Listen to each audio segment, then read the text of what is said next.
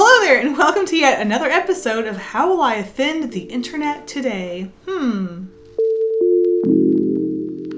just joking. Today we are actually going to be painting over this little portrait of a child I found at the thrift store. Look how adorable she is. She's so cute and in black and white, but we're not going to be painting over the photo itself. We're actually going to be taking sheets of plastic, putting it over the photo, and we're going to do one for every month of the year. It's going to be fun. Well, I think it's going to be fun. It's going to be silly, and I hope you enjoy it because I definitely had fun making this video. Who needs an intro? Let's just get the heck into this video.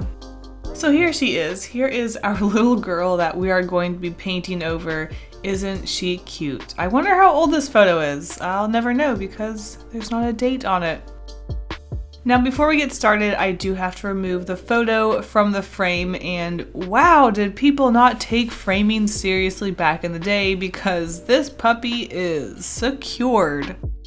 Don't you just love modern day framing where they have those little tiny pieces of metal that you just flip up, you put your photo in, and then boom, you're done?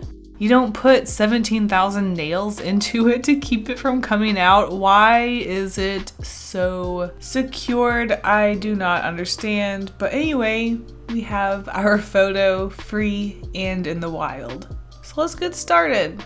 But first, I do want to take some photos of this photo so that I can sketch on it digitally. Why did they not make sure her collar wasn't like messed up? This bothers me a lot more than it should. Anyways, let's take a picture of it with my iPad. There we go. And now that I have the picture in Procreate, I am just going to do some doodles on it and do some brainstorming and sketching for each month of the year. That way I just have a better idea of what I want to do before I just jump right into it, and I'm going to be using Posca Pens. And with that, let's officially get started.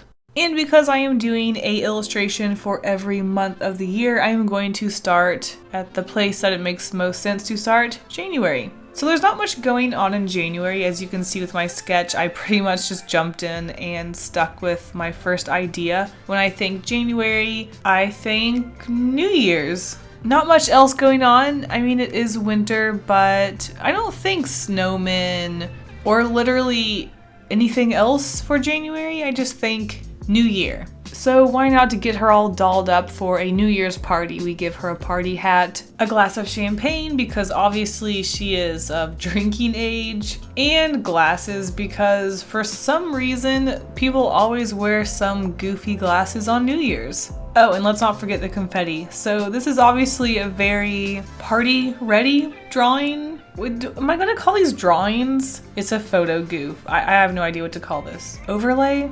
Moving on. Next up is, you guessed it, February, and obviously I wanted to focus on something love related. There had to be hearts, but I really wasn't sure what to do, and I really struggled mainly with her eyes. I kind of wanted to give her heart eyes in some way, but it just wasn't looking right, and in the end I decided to ditch it. Being me, I also had to bring blood into the most happiest and love-filled holiday month, and so, you know, the whole bow and arrow Cupid thing, I had to put a bow and arrow through her head, and she's bleeding because what is wrong with me? But I make up for it by giving her heart-shaped hands, right? I mean, how cute is that? Nope, I'm still messed up in the head? Yeah, I thought so. Well, I tried. Anyways, this is February. Hearts, Cupid wings, bow and arrows through the head. Nothing screams February more than a child accidentally being killed. My birthday is also in February, but I figured a Valentine's themed image would be a little more fun than being self-absorbed. March is yet another one of those months with another silly holiday that I don't quite understand why we even celebrate here in North America. St. Patrick's Day. I was originally going to avoid this holiday because, like I said, it makes no sense to me and I don't even celebrate it. I don't go out and get drunk. The whole thing just seems kind of silly to me. But in the end, what the heck else am I going to do for March? So, St. Patrick's Day it was. I threw in a rainbow just because it would add a lot of color and fun to this illustration, or overlay. Just because there wasn't a whole lot of room to put a pot of gold anywhere, so I put the rainbow in the background to suggest there's a pot of gold at the end of the rainbow somewhere back there. I gave her a tiny little hat, some crazy eyes, and she was looking at a piece of gold like a psycho because leprechauns, am I right? Oh, they just love gold. I also gave her a bow tie near the end just because I felt like it was kind of empty down there and she needed more leprechaunness. And there you have it.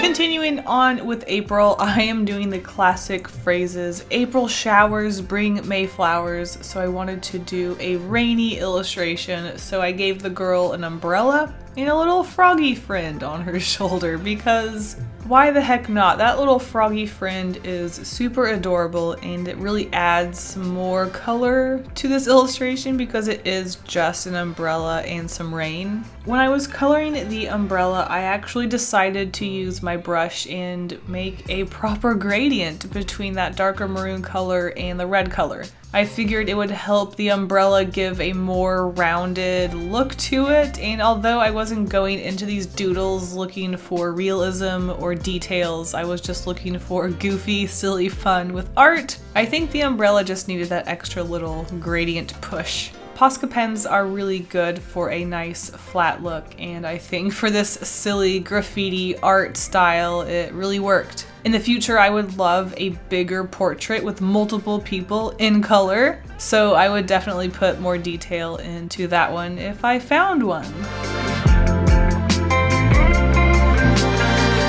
Alright, May flowers, let's do this. So I wanted to go into this one in a kind of weird, not abstract way. Is it abstract? I don't know. A weird, unsettling, different way. So I actually copy and pasted the unused grass bits that I was originally drawing for March, and I thought that would be a lot more perfect for May. May flowers, lots of greenery and plants and stuff like that. So obviously I just kind of covered the bottom with grass and I had a lot of fun with all of those little strokes. And I put flowers over her eyes because honestly it was just kind of creepy and weird and I enjoyed it. And yeah, that's what I did. I also put some bees in here that wasn't in the Procreate sketch. I just thought we needed some bugs and to fill in some of the air space around it. So these cute, adorable, colorful bees were perfect. I think the bees are actually my favorite part. They're just so cute.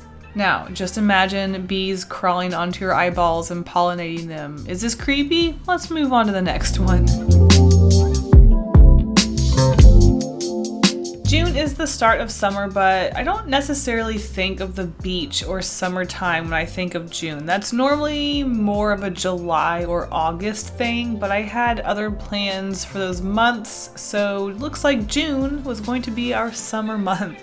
As much as I did want to put this little girl into like a bathing suit or something, you would only be able to see the straps and like some triangles, which honestly weren't going to really look like a swimsuit because there wasn't much space to show the swimsuit. So I did what any normal person would do and I piled some sand on her and gave her hand a little shovel and then put some crabs on her because I needed some color and I love drawing crabs. They're just so cute. Put some clouds in the sky, some birds, the sun. Wow, I can just hear the ocean looking at this illustration. That is not true. I also wanted to suggest that maybe she was getting a sunburn, so I gave her cheeks some pink rosy circles, and I wanted to do that on her forehead and nose and maybe her chin, but let me tell you, that was not looking right, so I just left it to her cheeks. Overall, this one is cute and colorful and one of my favorites. Okay, when I think of July, as an American, I can't help but think of the 4th of July, which is our Independence Day sort of holiday. Basically, it's the holiday where you can just go crazy with fireworks and eat a lot of food and cook out and have red, white, and blue all over the place and wave the American flag in the air. that's not really my vibe, and I'm not super into the whole like America, USA, USA sort of thing. But I did want to represent that in some way just because July is also Canada Day. Red and white, close enough to red, white, and blue, right? So I just did a popsicle with red, white, and blue confetti to suggest fireworks. I wasn't really liking the look of the fireworks that I sketched out, and I think confetti is pretty cute. So here she is licking a red, white, and blue popsicle and being very sweaty because July is very hot. I mean, I guess it depends on where you're from, but it's summer. It's hot. Sorry, Australians. And August is the month when school starts again. I mean, I guess again, it depends on where you're from, but generally at the end of summer, somewhere around here, school starts. So I gave her a little graduation cap and a book because how else am I going to represent school? And then I thought, ooh, bookworm. I should give her little worm pals. So I gave her little worms on her hat and her shoulder, and the next thing you know, there's a worm coming out of her eyeball because again, I can't just draw a cute, normal thing, can I?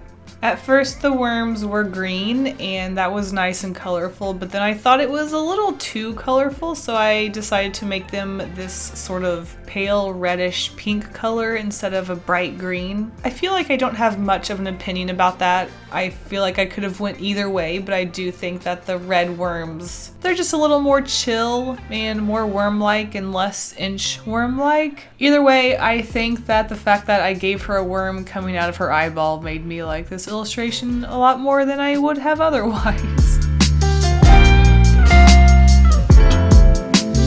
September is the month for fall. Fall is starting and you're starting to see the leaves fall and pumpkin spice stuff is popping up all over the place, and even I am looking forward to it. Actually, that's tomorrow if you're watching this when this video comes out. So I started off by giving her a big fluffy fall sweater because when I think fall, I think the weather is getting cooler, so I wanted to give her this really fluffy sweater by just covering up her clothes. And like I mentioned, pumpkin spice is coming up all over the place. Everywhere you turn, something is pumpkin spice flavored, so I gave her a coffee cup because when I think pumpkin spice, my automatic thought is Starbucks coffee. Coffee is flavored like pumpkin spice. So this is kind of a silly reference to modern culture or something. I mean, just imagine this girl's photo is black and white, so she's probably pretty old at this point. When this photo was getting taken, Starbucks wasn't even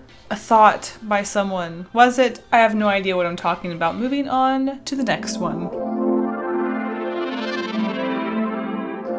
All right, October, let's do this. Let's get some blood. Let's get some gore. Let's get some spooks up in here. So you know that's exactly what I did. So right away I started off by drawing a skull on her head, and oh boy was this not a struggle with Posca pens. The thing about Posca pens and plastic is they work fine, but if you've noticed throughout all of these doodles, they are very streaky and it's really hard to get a solid flat color with them. Sure, I could do 2 layers, but the wet layer on top reactivates the bottom layer and then you start getting these streaks of clear plastic and it was just really hard. But anyways, enough about that. We have a lovely bloody knife in her hand, just covered in blood, splatters everywhere. I had so much fun with this one. It is by far my favorite out of all of them. The skull is really cute, the bloody knife is fun. I mean, a black and white photo of a child is creepy enough, but then we go and add all of these things, and it's just spooks galore. I also decided not to add the ghosts in the background because I felt like less was more. They were just a little too on the nose. Again, November was another one that I kind of struggled with. We do have a holiday here in the States. It's Thanksgiving. It's a holiday where you eat a bunch of food and there's like turkeys and pilgrims, and we killed a bunch of people, so I didn't want to mock that because that's not fun. So I thought it was really funny to have these little hands sticking up with a knife and a fork in them, and if you've noticed, I've been having a lot of fun with these goofy little cartoon hands just poking up with this realistic portrait. But aside from the two hands, what the heck was I going to do? I gave her an apron that said "Eat the Chef," and I gave her a turkey beak. Originally, I was going to have a slice out of her head as if she was eating the chef, like she was a turkey person, but I decided to scrap that. But her head was kind of empty, so I just kind of threw a pilgrim hat up there and called it a day. I should have just kept it at the hands with the knife and the fork, and then that was it, and that would have been really silly and simple and cute. Ah well. And last but not least, we have December. Now, obviously, there are a lot of imageries I could have taken for December. I started off with Santa, didn't like it, did an elf, didn't like it, and decided that I actually like the idea of her being Rudolph and decorating her antlers with lights was a lot more fun and again, more obvious. I know this is still quite an obvious Christmas gag, but I mean, Santa, really? That would have been so basic. I ended up actually having the most fun with this month's illustration, I guess I'm going to call it. I think in the end, as much fun as it was to do simple illustrations, I really enjoyed putting a little extra detail in this one, like layering the light colors. I actually used my brush to water down the color to create the sort of shining effect. It's a very simple technique, but it can be really effective and just really fun to do something a little extra after you've been doing all of these silly, quick little doodles. So I had a lot of fun with this one. This little girl definitely has antlers and a deer leg. Yeah, that's totally what's happening here. And there it is, our 12-month paint overs for this child's photo. Who knew that your photo was going to end up at a thrift store and some stupid artist was going to paint silly things all over it? Yet here we are. I had so much fun with this, to be honest. It was just so silly. It was so fun. What can I say? Hold on, wait a second. What if I just, okay. Mwahaha! It is me, Skeleton! Mwah! I feel like this is going to open up the doors to so many fun little projects. And hey, if you have your own photos, like your family, or your boyfriend, or your best friend, you can put a piece of plastic over it and doodle on it yourself. It was a lot of fun. I would definitely recommend it. So, welcome to my new Mom Pinterest YouTube channel. Today we're going to be making projects for the whole family. Even your kids can join in. Give me a like if you're a mom. I should end the video now before I just say a bunch of stupid things. Alright guys, thank you so much for watching. I had so much fun with this. If you do this yourself, make sure you tag me on Twitter or Instagram or whatever. Thank you so much for watching, and I will see you guys in the next one. Bye. Stay golden.